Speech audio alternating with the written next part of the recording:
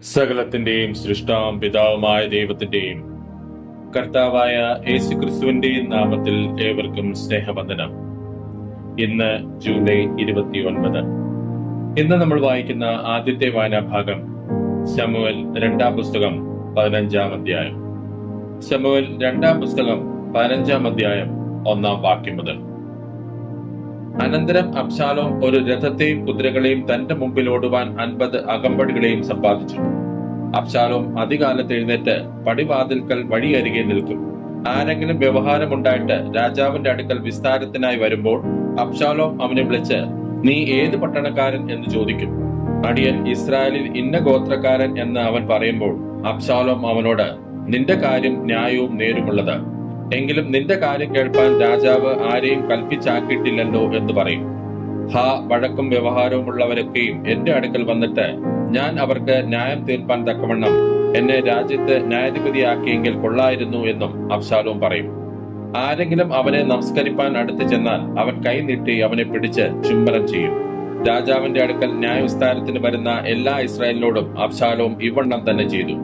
അങ്ങനെ അബ്ശാലോം ഇസ്രായേലിന്റെ ഹൃദയം വശീകരിച്ചു കളഞ്ഞു.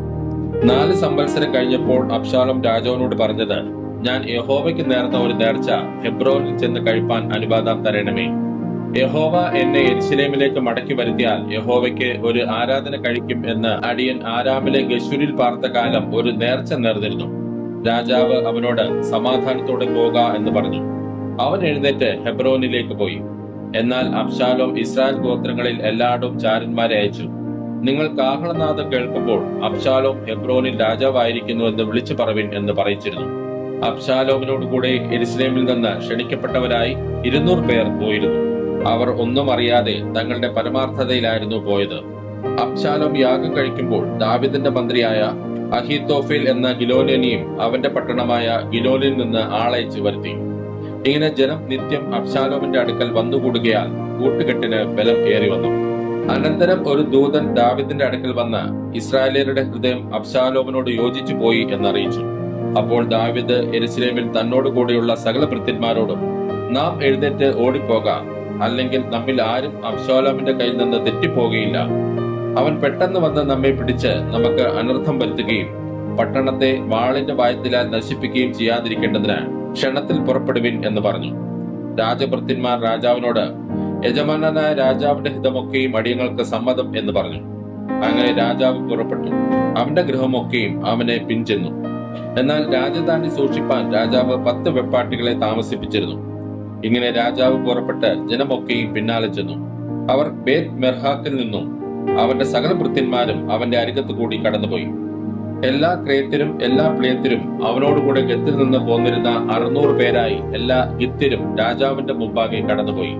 രാജാവ് ഗിത്യനായ ഈഥായിയോട് പറഞ്ഞതെന്തെന്നാൽ, നീ ഞങ്ങളോടുകൂടെ വരുന്നത് എന്തിന്? നീ മടങ്ങിച്ചെന്ന് രാജാവിനോടുകൂടെ പാർക്കാം. നീ പരദേശിയും സ്വദേശ പുരുഷനുമല്ലോ. നിന്റെ സ്ഥലത്തേക്ക് തന്നെ പോയിക്കൊള്ളുക. നീ ഇന്നലെ വന്നതേയുള്ളൂ. ഇന്ന് ഞാൻ നിന്നെ ഞങ്ങളോടുകൂടെ അലഞ്ഞു നടക്കുമാറാക്കുമോ? ഞാൻ തരം കാണുന്നിടത്തേക്ക് പോകുന്നു. നീ നിന്റെ സഹോദരന്മാരെയും കൂട്ടി മടങ്ങിപ്പോക. ദയയും വിശ്വസ്തതയും നിന്നോടുകൂടെ ഇരിക്കട്ടെ. അതിന് ഈഥായി രാജാവിനോട്, യഹോവയാണ് യജമാനനായ രാജാവാണ്. യജമാനനായ രാജാവ് എവിടെ ഇരിക്കുന്നുവോ അവിടെ തന്നെ മരണമോ ജീവനോ എന്തു വന്നാലും അടിയനും ഇരിക്കും എന്ന് പറഞ്ഞു. ദാവീദ് ഈഥായിയോട്, നീ കൂടെ പോരുക എന്ന് പറഞ്ഞു. അങ്ങനെ ഗിത്യനായ ഈഥായും അവന്റെ ആളുകളും അവനോടുകൂടെയുള്ള കുഞ്ഞുകുട്ടികളും എല്ലാം കടന്നുപോയി. ദേശത്തൊക്കെയും വലിയ കരച്ചിലായി. ജനമെല്ലാം കടന്നുപോയി. രാജാവും കിദ്രോൻ തോട് കടന്നു. ജനമൊക്കെയും മരുഭൂമിയിലേക്കുള്ള വഴിക്ക് പോയി. സാദോക്കും അവനോടുകൂടെ ദൈവത്തിന്റെ നിയമപെട്ടകം ചുമന്നുകൊണ്ട് എല്ലാ ലേവ്യരും വന്നു. അവർ ദൈവത്തിന്റെ പെട്ടകം താഴെ വെച്ചു. ജനമൊക്കെയും പട്ടണത്തിൽ നിന്ന് കടന്നു തീരും വരെ അബ്യാഥാർ മല കയറി ചെന്നു. രാജാവ് സാദോക്കിനോട്, നീ ദൈവത്തിന്റെ പെട്ടകം പട്ടണത്തിലേക്ക് തിരികെ കൊണ്ടുപോകാം. യഹോവയ്ക്ക് എന്നോട് കൃപ തോന്നിയാൽ അവൻ എന്നെ മടക്കി വരുത്തും. ഇതും തിരുനിവാസവും കാണുവാൻ എനിക്ക് ഇടയാകും. അല്ല, എനിക്ക് നിന്നിൽ പ്രസാദമില്ല എന്ന് അവൻ കൽപ്പിക്കുന്നെങ്കിൽ ഇതാ ഞാൻ ഒരുക്കം. അവൻ തനിക്ക് ഹിതമാകും വണ്ണം എന്നോട് ചെയ്യട്ടെ എന്ന് പറഞ്ഞു. രാജാവ് പിന്നെയും പുരോഹിതനായ സാദോക്കിനോട്, ദർശക, നീ സമാധാനത്തോടെ പട്ടണത്തിലേക്ക് മടങ്ങിപ്പോക. നിങ്ങളുടെ 2 പുത്രന്മാർ, നിന്റെ മകൻ അഹീമാസും അബ്യാഥാരിന്റെ മകൻ യോനാഥാനും നിങ്ങളോടുകൂടെ ഉണ്ടല്ലോ. എനിക്ക് നിങ്ങളുടെ അടുക്കൽ നിന്ന് സൂക്ഷ്മ വർത്തമാനം കിട്ടും വരെ ഞാൻ മരുഭൂമിയിലേക്കുള്ള കടവെങ്കിൽ താമസിക്കും എന്ന് പറഞ്ഞു. അങ്ങനെ സാദോക്കും അബ്യാഥാരും ദൈവത്തിന്റെ പെട്ടകം യെരുശലേമിലേക്ക് തിരികെ കൊണ്ടുപോയി അവിടെ താമസിച്ചു. ദാവീദ് തലമുടിയിൽ ചെരുപ്പിടാതെ നടന്ന് കരഞ്ഞുകൊണ്ട് ഒലിവുമലയുടെ കയറ്റം കയറി. കൂടെയുള്ള ജനമൊക്കെയും തലമുടി കരഞ്ഞുകൊണ്ട് കയറി ചെന്നു. അബ്ശാലോമിനോട് കൂടെയുള്ള കൂട്ടുകെട്ടുകാരിൽ അഹീത്തോഫേലും ഉണ്ടെന്ന് ദാവീദിന് അറിവ് കിട്ടിയപ്പോൾ, യഹോവേ, അഹീത്തോഫേലിന്റെ ആലോചനയെ അബദ്ധമാക്കണമേ എന്ന് പറഞ്ഞു. പിന്നെ ദാവീദ് മലമുകളിൽ ദൈവത്തെ ആരാധിച്ചു വന്ന സ്ഥലത്ത് എത്തിയപ്പോൾ അർഖ്യനായ ഹൂശായി അങ്കികേരിയും തലയിൽ മണ്ണുപാരിയിട്ടും കൊണ്ട് അവന് എതിരെ വരുന്നത് കണ്ടു. അവനോട് ദാവീദ് പറഞ്ഞത്, നീ എന്നോടുകൂടെ പോന്നാൽ എനിക്ക് ഭാരമായിരിക്കും. എന്നാൽ നീ പട്ടണത്തിലേക്ക് മടങ്ങിച്ചെന്ന് അബ്ശാലോമിനോട്, രാജാവേ, ഞാൻ നിന്റെ ദാസനായിരുന്നു കൊള്ളാം. ഞാൻ ഇതുവരെ നിന്റെ അപ്പന്റെ ദാസനായിരുന്നത് പോലെ ഇപ്പോൾ നിന്റെ ദാസനായിരിക്കാം എന്ന് പറഞ്ഞാൽ നിനക്ക് അഹീത്തോഫെലിന്റെ ആലോചനയെ വ്യർത്ഥമാക്കുവാൻ കഴിയും. അവിടെ നിന്നോടുകൂടെ പുരോഹിതന്മാരായ സാദോക്കും അബ്യാഥാരുമുണ്ട്. അതുകൊണ്ട് രാജധാനിയിൽ നിന്ന് കേൾക്കുന്ന വർത്തമാനമൊക്കെയും നീ പുരോഹിതന്മാരായ സാദോക്കിനെയും അബ്യാഥാരിനെയും അറിയിക്കണം. അവിടെ അവരോടുകൂടെ അവരുടെ 2 പുത്രന്മാർ, സാദോക്കിന്റെ മകൻ അഹീമാസും അബ്യാഥാരിന്റെ മകൻ യോനാഥാനുമുണ്ട്. നിങ്ങൾ കേൾക്കുന്ന വർത്തമാനമൊക്കെയും അവർ മുഖാന്തരം എന്നെ അറിയിപ്പിൻ. അങ്ങനെ ദാവീദിന്റെ സ്നേഹിതനായ ഹൂശായി പട്ടണത്തിൽ ചെന്നു. അബ്ശാലോമും യെരുശലേമിൽ എത്തി. ഇന്ന് നമ്മൾ വായിക്കുന്ന 2ാമത്തെ വായനാഭാഗം യിരെമ്യാ പ്രവാചകന്റെ പുസ്തകം 19-ാം അധ്യായം. യിരെമ്യാ പ്രവാചകന്റെ പുസ്തകം 19-ാം അധ്യായം 1-ാം വാക്യം മുതൽ. യഹോവ ഇപ്രകാരം കൽപ്പിച്ചു, നീ പോയി കുശവനോട് ഒരു മൺകുടം വിലയ്ക്ക് വാങ്ങി ജനത്തിന്റെ മൂപ്പന്മാരിലും പുരോഹിതന്മാരുടെ മൂപ്പന്മാരിലും ചിലരെ കൂട്ടിക്കൊണ്ട് ഹർസീൽ എന്ന് വെച്ചാൽ ഓട്ടുനുറുക്ക് വാതിലിന്റെ പുറമെയുള്ള ബെൻഹിന്നോം താഴ്വരയിൽ ചെന്ന് ഞാൻ നിന്നോട് അരുളി ചെയ്യുന്ന വാക്കുകളെ അവിടെ പ്രസ്താവിച്ച് പറയേണ്ടത്, യഹൂദ രാജാക്കന്മാരും യെരുശലേം നിവാസികളുമായുള്ളവരെ, യഹോവയുടെ വചനം കേൾപ്പിൻ. ഇസ്രായേലിന്റെ ദൈവമായ യഹോവ ഇപ്രകാരം അരുളി ചെയ്തു, കേൾക്കുന്നവന്റെ ചെവി മുഴങ്ങത്തക്കവണ്ണം ഞാൻ ഈ സ്ഥലത്തിന് അനർത്ഥം വരുത്തും. അവർ എന്നെ ഉപേക്ഷിച്ച് ഈ സ്ഥലത്തെ വഷളാക്കി തങ്ങളും തങ്ങളുടെ പിതാക്കന്മാരും യഹൂദ രാജാക്കന്മാരും അറിഞ്ഞിട്ടില്ലാത്ത അന്യദേവന്മാർക്ക് അവിടെ വെച്ച് ധൂപം കാട്ടി ഈ സ്ഥലത്തെ കുറ്റമില്ലാത്തവരുടെ രക്തം കൊണ്ട് നിറയ്ക്കുകയും ബാലിന് ഹോമബലികളായി തങ്ങളുടെ പുത്രന്മാരെ തീയിലിട്ട് ദഹിപ്പിപ്പാൻ ബാലിന് പൂജാരികളെ പണിയുകയും ചെയ്തിരിക്കുന്നു. അത് ഞാൻ കൽപ്പിച്ചിട്ടില്ല, അരുളി ചെയ്തിട്ടില്ല, എന്റെ മനസ്സിൽ വന്നിട്ടുമില്ല. അതുകൊണ്ട് ഈ സ്ഥലത്തിന് ഇനി തോഫെത്ത് എന്നും ബെൻഹിന്നോം താഴ്വര എന്നും പേര് പറയാതെ കൊലത്താഴ്വര എന്ന് പേര് പറയുന്ന കാലം വരും എന്ന് യഹോവയുടെ അരുളപ്പാട്. അങ്ങനെ ഞാൻ ഈ സ്ഥലത്ത് വെച്ച് യഹൂദയുടെയും യെരുശലേമിന്റെയും ആലോചനയെ നിഷ്ഫലമാക്കും. ഞാൻ അവരെ ശത്രുക്കളുടെ മുമ്പിൽ വാൾ കൊണ്ടും അവർക്ക് പ്രാണഹാനി വരുത്തുവാൻ നോക്കുന്നവരുടെ കൈകൊണ്ടും വീടുമാറാക്കുകയും അവരുടെ ശവങ്ങൾ ആകാശത്തിലെ പക്ഷികൾക്കും കാട്ടിലെ മൃഗങ്ങൾക്കും ഇരയാക്കി കൊടുക്കുകയും ചെയ്യും. ഞാൻ ഈ നഗരത്തെ സ്തംഭനത്തിനും പരിഹാസത്തിനും വിഷയമാക്കി തീർക്കും. അതിനരികെ കടന്നു പോകുന്ന ഏവനും സ്തംഭിച്ച് അതിനെ നേരിട്ട സകല ബാധകളും നിമിത്തം ചൂളകുത്തും. അവരുടെ ശത്രുക്കളും അവർക്ക് പ്രാണഹാനി വരുത്തുവാൻ നോക്കുന്നവരും അവരെ ഞെരുക്കുന്ന ഞെരുക്കത്തിലും നിരോധത്തിലും ഞാൻ അവരെ സ്വന്തം പുത്രന്മാരുടെ മാംസവും പുത്രന്മാരുടെ മാംസവും തിന്നുമാറാക്കും. ഓരോരുത്തൻ താന്റെ കൂട്ടുകാരന്റെ മാംസം തിന്നും. പിന്നെ നിന്നോടുകൂടെ പോന്ന പുരുഷന്മാർ കാണുകെ നീ ആ മൺകുട മുടച്ച് അവരോട് പറയേണ്ടത് എന്തെന്നാൽ, സൈന്യങ്ങളുടെ യഹോവ ഇപ്രകാരം അരുളി ചെയ്യുന്നു, നന്നാക്കി കൂടാതെ വണ്ണം കുശവന്റെ പാത്രം ഉടച്ചു കളഞ്ഞതുപോലെ ഞാൻ ഈ ജനത്തെയും ഈ നഗരത്തെയും ഉടച്ചു കളയും. അടക്കം ചെയ്യുവാൻ വേറെ സ്ഥലമില്ലായക കൊണ്ട് അവരെ തോഫെത്തിൽ അടക്കം ചെയ്യും. ഇങ്ങനെ ഞാൻ ഈ സ്ഥലത്തോടും അതിലെ നിവാസികളോടും ചെയ്യും. ഞാൻ ഈ നഗരത്തെ തോഫെത്തിന് സമമാക്കും എന്ന് യഹോവയുടെ അരുളപ്പാട്. മലിനമായിരിക്കുന്ന യെരുശലേം വീടുകളും യഹൂദ രാജാക്കന്മാരുടെ അരമനകളും അവർ മേൽപ്പുരകളിൽ വെച്ച് ആകാശത്തിലെ സർവ്വസൈന്യത്തോടും ധൂപം കാണിക്കുകയും അന്യദേവന്മാർക്ക് പാനീയബലി പകരുകയും ചെയ്ത എല്ലാ വീടുകളും തന്നെ തോഫെത്ത് എന്ന സ്ഥലം പോലെയാകും. അനന്തരം യിരെമ്യാവ് യഹോവ തന്നെ പ്രവചിപ്പാൻ അയച്ചിരുന്ന തോഫെത്തിൽ നിന്ന് വന്ന യഹോവയുടെ ആലയത്തിന്റെ പ്രാകാരത്തിൽ നിന്നുകൊണ്ട് സകല ജനത്തോടും, ഇസ്രായേലിന്റെ ദൈവമായ സൈന്യങ്ങളുടെ യഹോവ ഇപ്രകാരം അരുളി ചെയ്യുന്നു, അവർ എന്റെ വചനങ്ങളെ കേൾക്കാതെ ശാഠ്യം പിടിച്ചിരിക്കൊണ്ട് ഞാൻ ഈ നഗരത്തിന് വിധിച്ചിരിക്കുന്ന അനർത്ഥമൊക്കെയും അതിനും അതിനടുത്ത എല്ലാ പട്ടണങ്ങൾക്കും വരുത്തും എന്ന് പറഞ്ഞു. ഇന്ന് നമ്മൾ വായിക്കുന്ന 3ാമത്തെ വായനാഭാഗം അപ്പോസ്തലനായ പൗലോസ് റോമർക്ക് എഴുതിയ ലേഖനം 3ഉം 4ഉം അധ്യായങ്ങൾ. അപ്പോസ്തലനായ പൗലോസ് റോമർക്ക് എഴുതിയ ലേഖനം 3ാം അധ്യായം 1-ാം വാക്യം മുതൽ. എന്നാൽ യഹൂദന് എന്ത് വിശേഷത, അല്ല പരിച്ഛേദനാൽ എന്ത് പ്രയോജനം? സകല വിധത്തിലും വളരെ ഉണ്ട്. ഒന്നാമത് ദൈവത്തിന്റെ അരുളപ്പാടുകൾ അവരുടെ പക്കൽ സമർപ്പിച്ചിരിക്കുന്നത് തന്നെ. ചിലർ വിശ്വസിച്ചില്ല എങ്കിൽ അവരുടെ അവിശ്വാസത്താൽ ദൈവത്തിന്റെ വിശ്വസ്തതയ്ക്ക് നീക്കം വരുമോ? ഒരു നാളുമില്ല. നിന്റെ വാക്കുകളിൽ നീ നീതീകരിക്കപ്പെടുവാനും നിന്റെ ന്യായവിസ്താരത്തിൽ ജയിപ്പാനും എന്ന് എഴുതിയിരിക്കുന്നത് പോലെ ദൈവം സത്യവാൻ, സകല മനുഷ്യരും ഭോഷ്ക് പറയുന്നവർ എന്നേ വരും. എന്നാൽ നമ്മുടെ അനീതി ദൈവത്തിന്റെ നീതിയെ പ്രസിദ്ധമാക്കുന്നുവെങ്കിൽ നാം എന്തു പറയും? ശിക്ഷ നടത്തുന്ന ദൈവം നീതിയില്ലാത്തവനെന്നോ? ഞാൻ മനുഷ്യരീതിയിൽ പറയുന്നു. ഒരു നാളുമല്ല. അല്ലെങ്കിൽ ദൈവം ലോകത്തെ എങ്ങനെ വിധിക്കും? ദൈവത്തിന്റെ സത്യം എന്റെ ഭോഷ്കിനാൽ അവന്റെ മഹത്വത്തിനായി അധികം തെളിവായെങ്കിൽ എന്നെ പാപി എന്ന് വിധിക്കുന്നത് എന്ത്? നല്ലത് വരേണ്ടതിന് തീയത് ചെയ്യുക എന്ന് പറയരുതോ? ഞങ്ങൾ അങ്ങനെ പറയുന്നു എന്ന് ചിലർ ഞങ്ങളെ ദുഷിച്ചു പറയുന്നുവല്ലോ. ഇവർക്ക് വരുന്ന ശിക്ഷാവിധി നീതിയുള്ളത് തന്നെ. ആകയാൽ എന്ത്? നമുക്ക് വിശേഷതയുണ്ടോ? അശേഷമില്ല. യഹൂദന്മാരും യവനന്മാരും ഒരുപോലെ പാപത്തിന് കീഴാകുന്നു എന്ന് നാം മുമ്പേ തെളിയിച്ചുവല്ലോ. നീതിമാൻ ആരുമില്ല, ഒരുത്തൻ പോലുമില്ല. ഗ്രഹിക്കുന്നവനില്ല, ദൈവത്തെ അന്വേഷിക്കുന്നവനുമില്ല.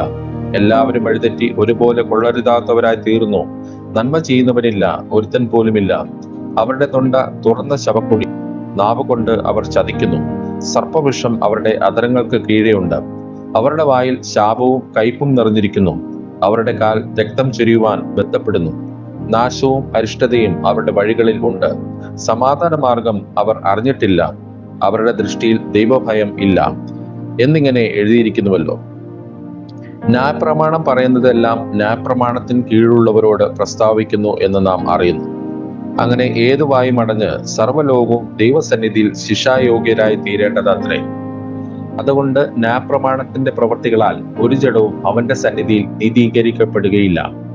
ന്യായപ്രമാണത്താൽ പാപത്തിന്റെ പരിജ്ഞാനമത്രേ വരുന്നത്. ഇപ്പോഴോ ദൈവത്തിന്റെ നീതി വിശ്വസിക്കുന്ന എല്ലാവർക്കും യേശുക്രിസ്തുവിങ്കിലെ വിശ്വാസത്താലുള്ള ദൈവനീതി തന്നെ ന്യായപ്രമാണം കൂടാതെ വെളിപ്പെട്ടു വന്നിരിക്കുന്നു. അതിന് ന്യായപ്രമാണവും പ്രവാചകന്മാരും സാക്ഷ്യം പറയുന്നു. ഒരു വ്യത്യാസവുമില്ല. എല്ലാവരും പാപം ചെയ്ത് ദൈവതേജസ്സ് ഇല്ലാത്തവരായി തീർന്നു. അവന്റെ കൃപയാൽ യേശുക്രിസ്തുവിങ്കിലെ വീണ്ടെടുപ്പ് മൂലം സൗജന്യമായത്രേ നീതീകരിക്കപ്പെടുന്നത്. വിശ്വസിക്കുന്നവർക്ക് അവൻ തന്റെ രക്തം മൂലം പ്രായശ്ചിത്തമാകുവാൻ ദൈവം അവനെ പരസ്യമായി നിർത്തിയിരിക്കുന്നു. ദൈവം തന്റെ പുറമേയിൽ മുൻകഴിഞ്ഞ പാപങ്ങളെ ശിക്ഷിക്കാതെ വിടുക നിമിത്തം തന്റെ നീതിയെ പ്രദർശിപ്പിപ്പാൻ താൻ നീതിമാനും യേശുവിൽ വിശ്വസിക്കുന്നവനെ നീതീകരിക്കുന്നവനും ആകേണ്ടതിന് ഇക്കാലത്ത് തന്റെ നീതിയെ പ്രദർശിപ്പിപ്പാൻ തന്നെ അങ്ങനെ ചെയ്തത്. ആകയാൽ പ്രശംസ എവിടെ? അത് പോയി. ഏതു മാർഗത്താൽ? കർമ്മമാർഗത്താലോ? അല്ല, വിശ്വാസ മാർഗത്താൽ അത്രേ. അങ്ങനെ മനുഷ്യൻ ന്യായപ്രമാണത്തിന്റെ പ്രവൃത്തി കൂടാതെ വിശ്വാസത്താൽ തന്നെ നീതീകരിക്കപ്പെടുന്നു എന്ന് നാം അനുമാനിക്കുന്നു. അല്ല, ദൈവം യഹൂദന്മാരുടെ ദൈവം മാത്രമോ? ജാതികളുടെയും ദൈവമല്ലയോ? അതെ, ജാതികളുടെയും ദൈവമാകുന്നു. ദൈവം ഏകനല്ലോ. അവൻ വിശ്വാസം മൂലം പരിച്ഛേദനക്കാരെയും വിശ്വാസത്താൽ അഗ്രചർമ്മികളെയും നീതീകരിക്കുന്നു. ആകയാൽ നാം വിശ്വാസത്താൽ ന്യായപ്രമാണത്തെ ദുർബലമാക്കുന്നുവോ? ഒരു നാളുമല്ല. നാം ന്യായപ്രമാണത്തെ ഉറപ്പിക്കത്രേ ചെയ്യുന്നു. അപ്പോസ്തലനായ പൗലോസ് റോമർ എഴുതിയ ലേഖനം 4-ാം അധ്യായം 1-ാം വാക്യം മുതൽ. എന്നാൽ നമ്മുടെ പൂർവ്വപിതാവായ അബ്രഹാം ജഡപ്രകാരം എന്ത് പ്രാപിച്ചു എന്ന് പറയട്ടു? അബ്രഹാം പ്രവൃത്തിയാൽ നീതീകരിക്കപ്പെട്ടുവെങ്കിൽ അവന് പ്രശംസിപ്പാൻ സംഗതിയുണ്ട്. ദൈവസന്നിധിയിൽ ഇല്ലതാനും. തിരുവെഴുത്ത് എന്തു പറയുന്നു? അബ്രഹാം ദൈവത്തെ വിശ്വസിച്ചു, അതവന് നീതിയായി കണക്കിട്ടു എന്ന് തന്നെ. എന്നാൽ പ്രവർത്തിക്കുന്നവന് കൂലി കണക്കിടുന്നത് കൃപയായിട്ടല്ല, കടമായിട്ടത്രേ. പ്രവർത്തിക്കാത്തവനെങ്കിലും അഭക്തനെ നീതീകരിക്കുന്നവൻ വിശ്വസിക്കുന്നവനോ അവന്റെ വിശ്വാസം നീതിയായി കണക്കിടുന്നു. ദൈവ പ്രവൃത്തി കൂടാതെ നീതി കണക്കിടുന്ന മനുഷ്യന്റെ ഭാഗ്യം ദാവീദ് വർണ്ണിക്കുന്നത്, അധർമ്മം മോചിച്ചും പാവം മറച്ചും കിട്ടിയവൻ ഭാഗ്യവാൻ മാറും. കർത്താവ് പാപം കണക്കിടാത്ത മനുഷ്യൻ ഭാഗ്യവാൻ. ഈ ഭാഗ്യവർണ്ണനം പരിച്ഛേദനയ്ക്കോ അഗ്രചർമ്മത്തിനും കൂടെയോ? അബ്രഹാമിന് വിശ്വാസം നീതിയായി കണക്കിട്ടു എന്നല്ലോ നാം പറയുന്നത്. എങ്ങനെ കണക്കിട്ടത്? പരിച്ഛേദനയിലോ അഗ്രചർമ്മത്തിലോ? പരിച്ഛേദനയിലല്ല, അഗ്രചർമ്മത്തിലത്രേ. അഗ്രചർമ്മത്തിൽ വെച്ചുണ്ടായിരുന്ന വിശ്വാസനീതിക്ക് മുദ്രയായി പരിച്ഛേദന എന്ന അടയാളം അവന് ലഭിച്ചത് അഗ്രചർമ്മത്തോടെ വിശ്വസിക്കുന്നവർക്കും കൂടി നീതി കണക്കിടുവാൻ തക്കവണ്ണം താൻ അവർക്ക് എല്ലാവർക്കും പിതാവായിരിക്കേണ്ടതിനും പരിച്ഛേദന മാത്രമുള്ളവരെല്ലാം നമ്മുടെ പിതാവായ അബ്രഹാമിന് അഗ്രചർമ്മത്തിൽ വെച്ചുണ്ടായിരുന്ന വിശ്വാസത്തെ അനുഗമിക്കുന്നവരുമായ പരിച്ഛേദനക്കാർക്ക് പിതാവായിരിക്കേണ്ടതിനും തന്നെ. ലോകാവകാശിയാകും എന്നുള്ള വാഗ്ദത്തം അബ്രഹാമിനോ അവന്റെ സന്തതിക്കോ ന്യായപ്രമാണത്താലല്ല, വിശ്വാസത്തിന്റെ നീതിയാലല്ലോ ലഭിച്ചത്.